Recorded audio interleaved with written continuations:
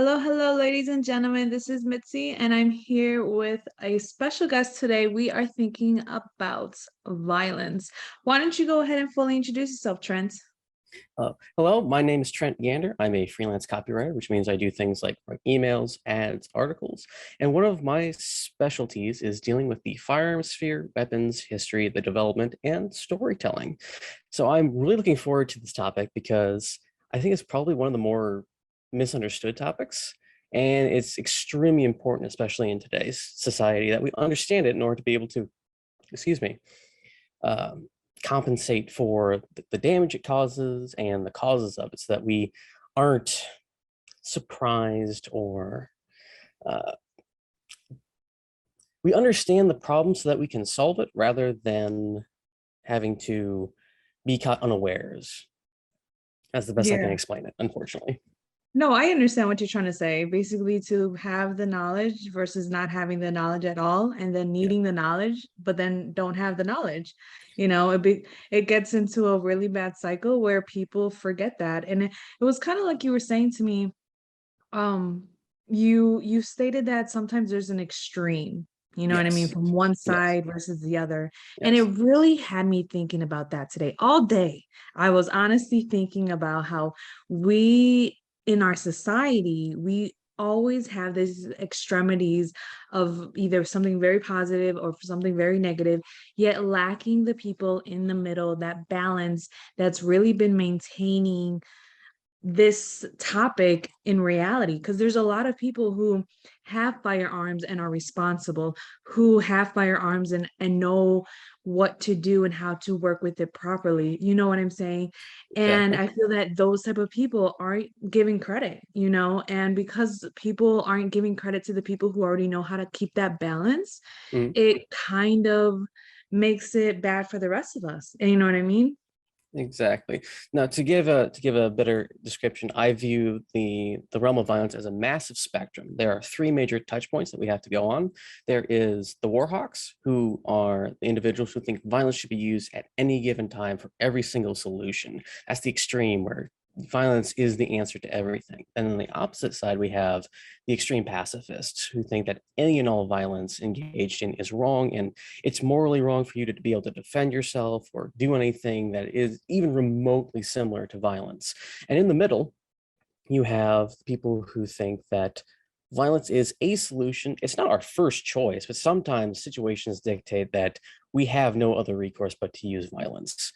And of course, between these three touch points, there's amazingly different and varied ideas, especially when we start to look back into history and see just how they viewed violence and how almost every single myth and legend has something involving either conflicts between people and conflicts between gods and people, and there's always some sort of spiritual aspect overlaid onto it that I think is really forgotten in the modern world, because in the West, we are so separated from spirituality, from the concept of religions, from even morality in the large cases.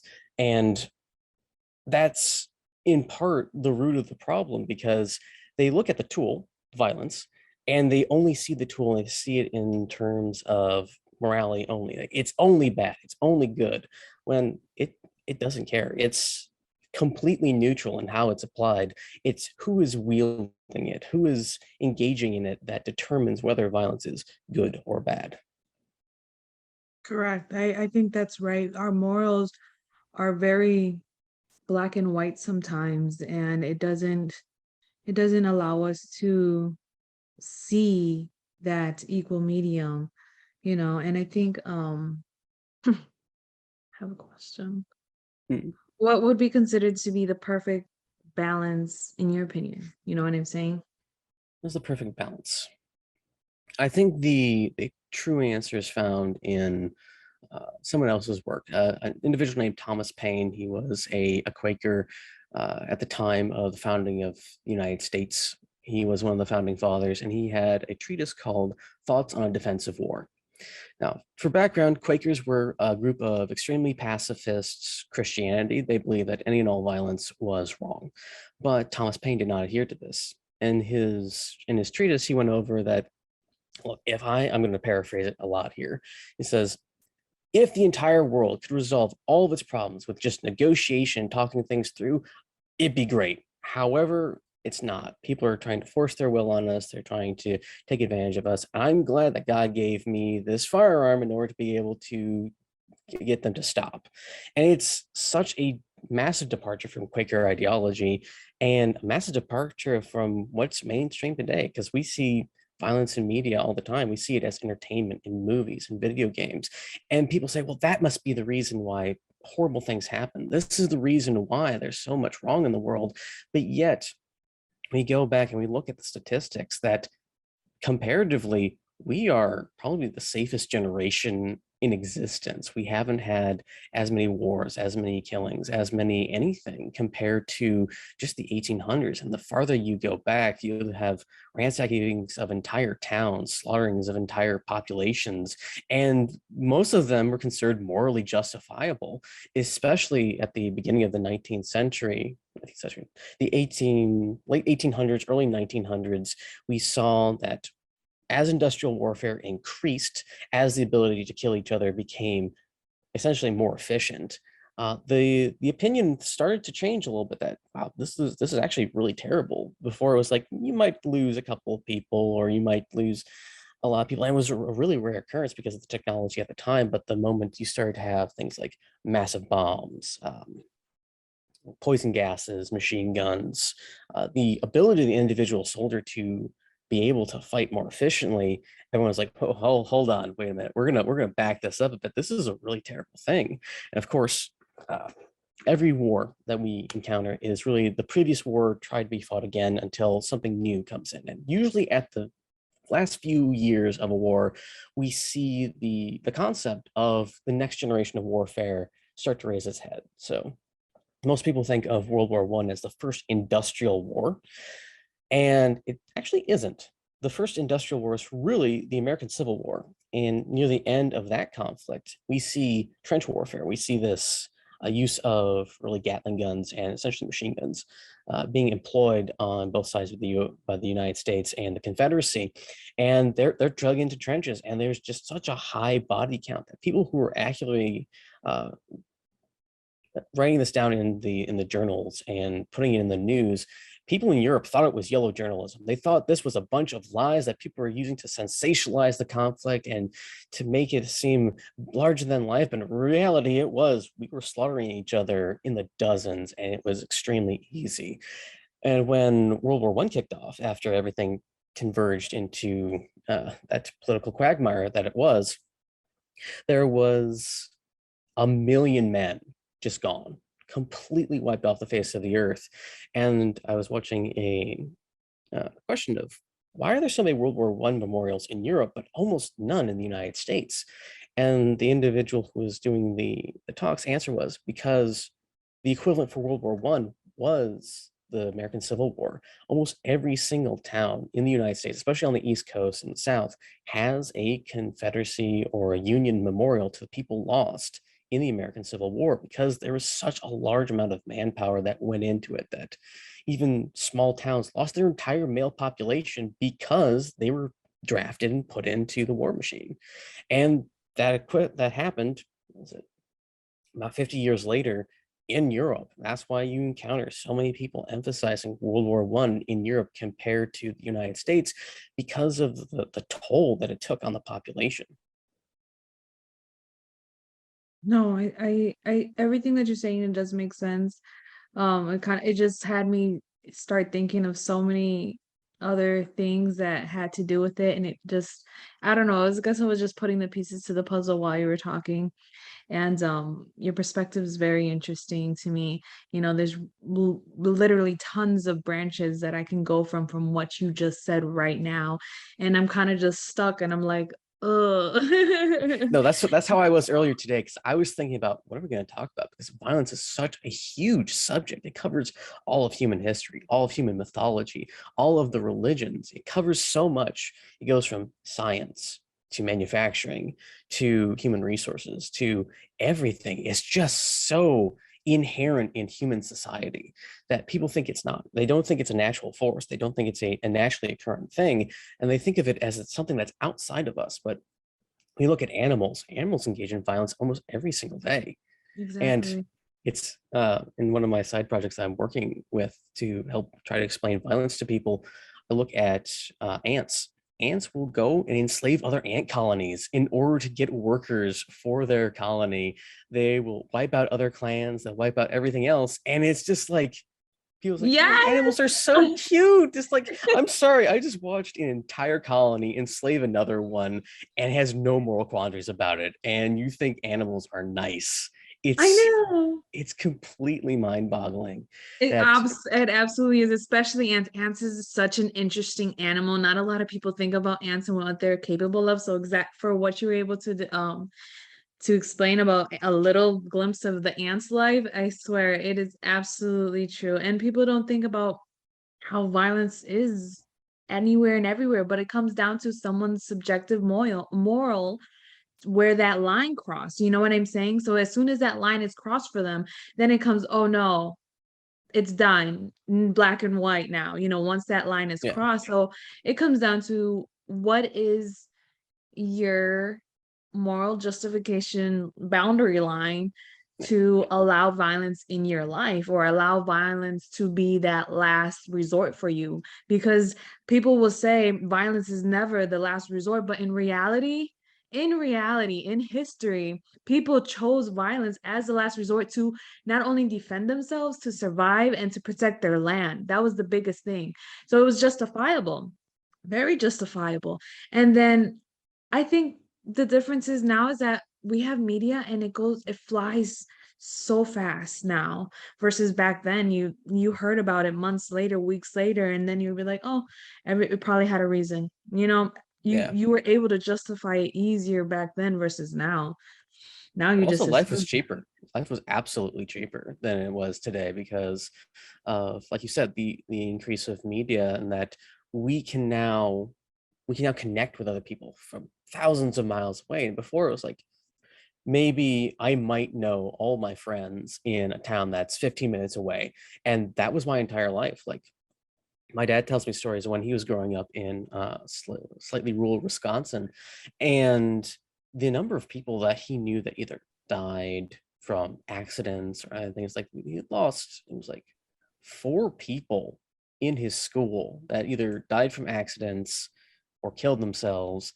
And it's like, when you think about that, it's like that's not a lot of people, but when you have maybe 200 to 300 people in a town, that's like a fifth, 1/500th or something of the population. It's a Once you start getting into the percentages of it, it starts getting larger and larger and larger. And it's like, that's significant, especially if Yeah. you lose 2/3 of a population. All right, 2/3 of a population of a town of 100 people is 75 people. All right, that's not too bad. But when we go to 1,750, and then we go to 10,750, and it's like, okay, that's a lot of people. That's, in my area, that's whole towns just gone. And think about it, because we have the emotional aspects of it.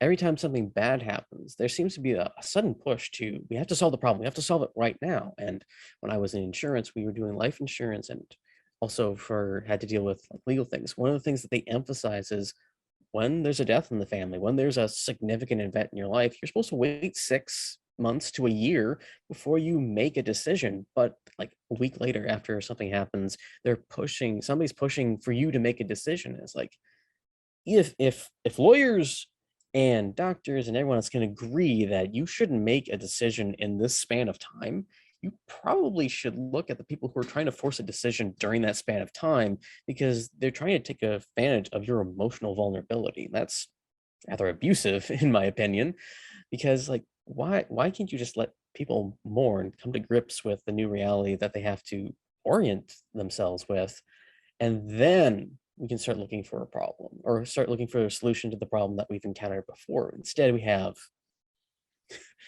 30 to 40 calls of, we've got to do something. And sometimes the best thing to do in those situations is nothing, because you have to orient yourself. You have to get into a right frame of mind, because even people just losing pets puts them in a bad state of mind, because we're so connected with our animals these days, not as much as I used to. But it's like, you loved your dog, you loved your cat, and now they're gone. Now you have to come to grips with that. And now we move it to what people think is somewhat a little less important, like your family, the people you know, the people you used to see every single day. Now they're gone. Now there's that jagged hole in your life that you have to deal with. You have to you have to become okay with it. You'll never be 100% okay with losing somebody, and you'll think of them often. You'll have to accept that they're gone. And I think that's part of this is that some people can't accept someone's going, that we have a mortal life, that we are going to die someday, the people we know are going to die someday. And unfortunately, in in the modern media, in the modern world, because we live so long, because we have so much to preserve life in such a way, we aren't brushed with death as much. Uh, like my grandparents, all of them are gone, and now my dad's siblings are starting to die. Like my oldest uncle, he's finally passed. Uh, my brother, who has a different family to me, his grandparents are gone. Most of his aunts and uncles are gone. His dad's gone. All these people are slowly but surely being lost to us. And while we'll have the memory of them, we'll have the impact they have on our lives, we have to be able to move on and to create a world where other people can grow up and enjoy the lives that we had, but carry on our legacy. And that's you look around, there's a lot of people who advocate building a legacy for themselves, or a legacy of their ideals, their practices, anything.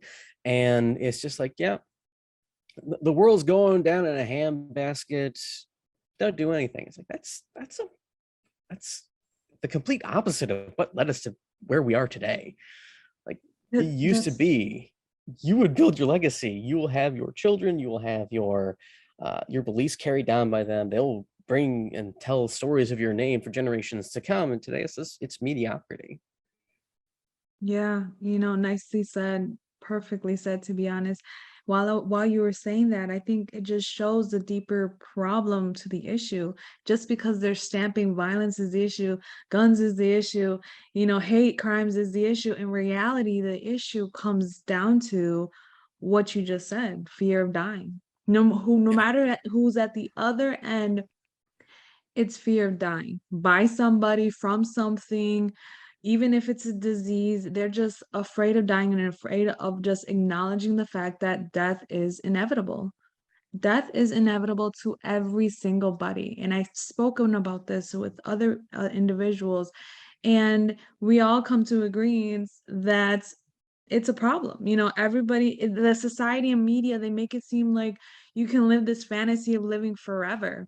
But in reality, no one's going to live forever, and I think that's the real issue. Yeah. I oddly enough find it very comforting to know that I will someday die. It's weird. Yeah, me It's absolutely too. strange in that I know how the story is going to end.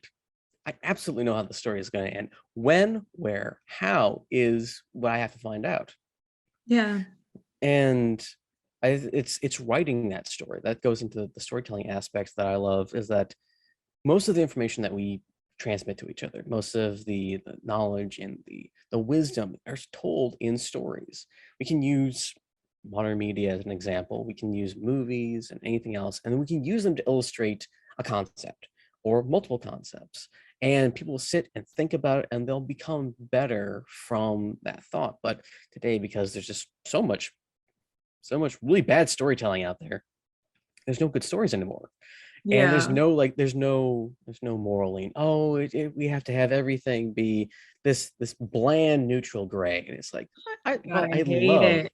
I love a good gray story, but there has to be some contrast. I mean, there has Yeah. to be a conflict, or a growth, something that I can relate to this character. I can relate to the Mhm. main character. They have to overcome something.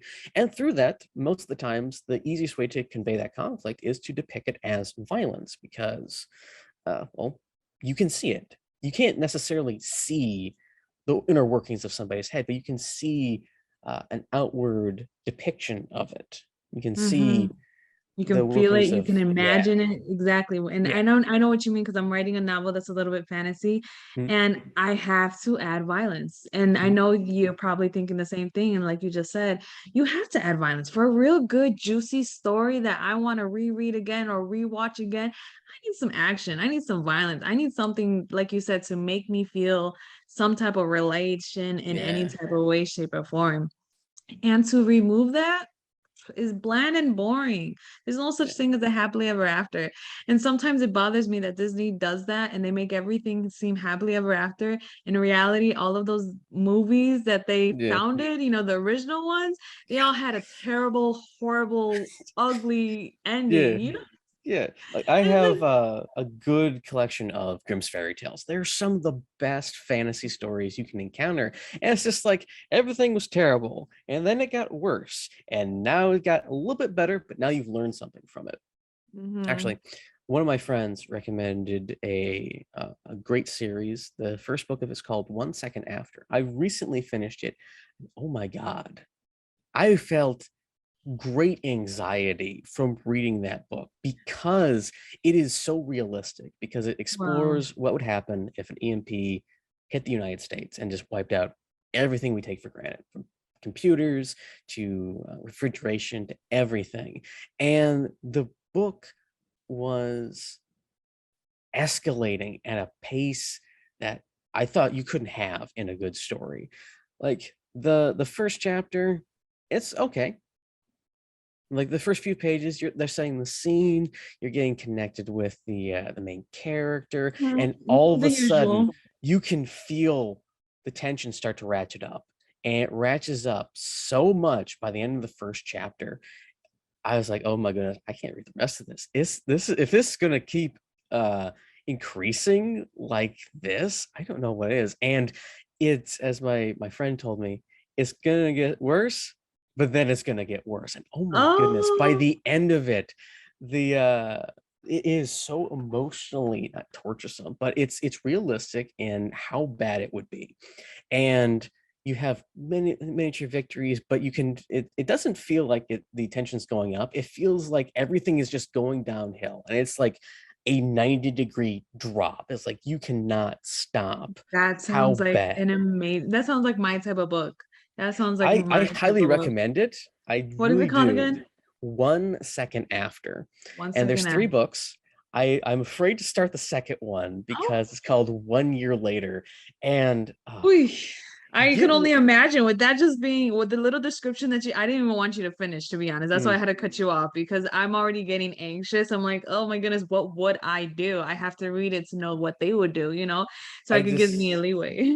I will warn you, you will cry. Absolutely. Oh, I I'm a did. crier.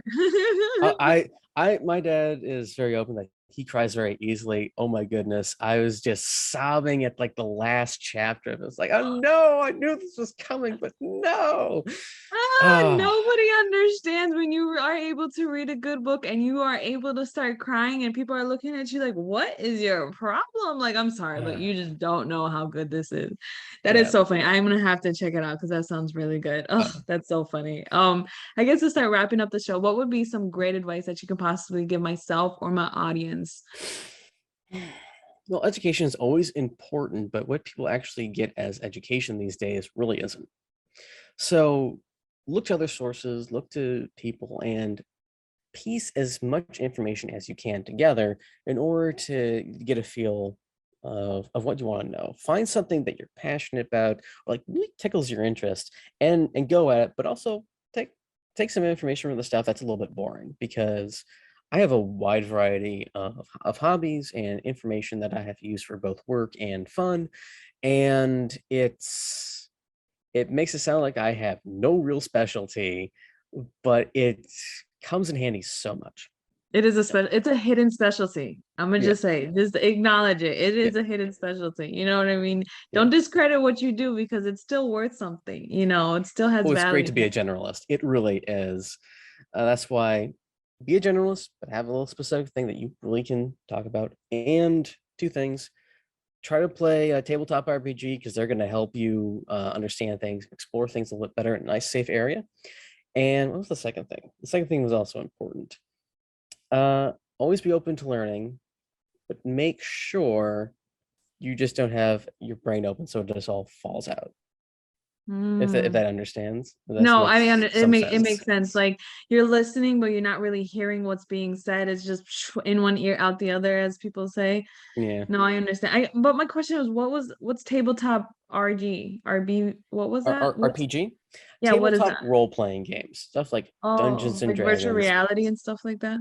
Dungeons and Dragons, Pathfinder, all this stuff. They Oh. have, they're great fun. They really are. It's essentially grown up make believe. You can use dice and other things to portray a character and go on little adventures, and you can explore different aspects of yourself and different problems and other things. It's a really great hobby. I really recommend looking into it. There's a lot of great systems out there, and if you like, it's like the ultimate hobby because you can have stuff for like, if you like painting, you can paint miniatures or make little maps and all these other things. If you like storytelling, you can write your own adventures and your backstories for characters, and then you can bring that all together with your friends or people who will eventually become your friends, and they'll bring their talents to it, and you get to explore how they interact with a little uh, cosmos of a world that either you made or somebody else made, and you share in this experience without having to take a 500-mile walk on foot in terrible conditions, so that you can have a connection with people that you wouldn't have unless you were somewhere in the Middle Ages and you had to spend 3 months with these people journeying to whatever pilgrimage you're doing. It's a great time. I highly recommend. That's funny because I love the Big Bang Theory, and Mhm. that's how I kind of figured out the D&D and Dungeons and Dragons. And when they played the part and when they did that scene, I thought it was so interesting. I was like, you know what, that seems pretty cool. And then for you to describe it seems it's basically the same way they did it on TV, and it does sound pretty cool. So yeah, I guess people try it out. I think it's pretty cool. I guess I'm a little nerdy to think that way, but hey, it's okay to be nerdy. It is. There's a lot of great other things out there. I run several games every couple of weeks, and yeah, try it out. Go right ahead. You won't lose anything important except time, unless you find a bunch of people who are really terrible at it. And unfortunately, or actually, fortunately for me, I have not yet encountered too many horror stories from my own games. So That's risk good. it. That's Risk it. right. That's good. Well, then I guess there you go, ladies and gentlemen. You heard it first. We had a great conversation, Trent. I really did enjoy my time speaking with you. You really had kept my mind thinking and rolling. So I could only imagine my audience are probably thinking a lot more as well with for this. And if anybody wants to know more about Trent's, go check out Trent's website. He has a blog, he has tons of information, tons of his perspective for many years. Believe me, I was checking it out. So you guys should go check it out too. You can see his picture. It's on my website, mitzythinking.com. Go click out, find out more, and you can find out more about trends. So till next time, y'all. Bye. Bye.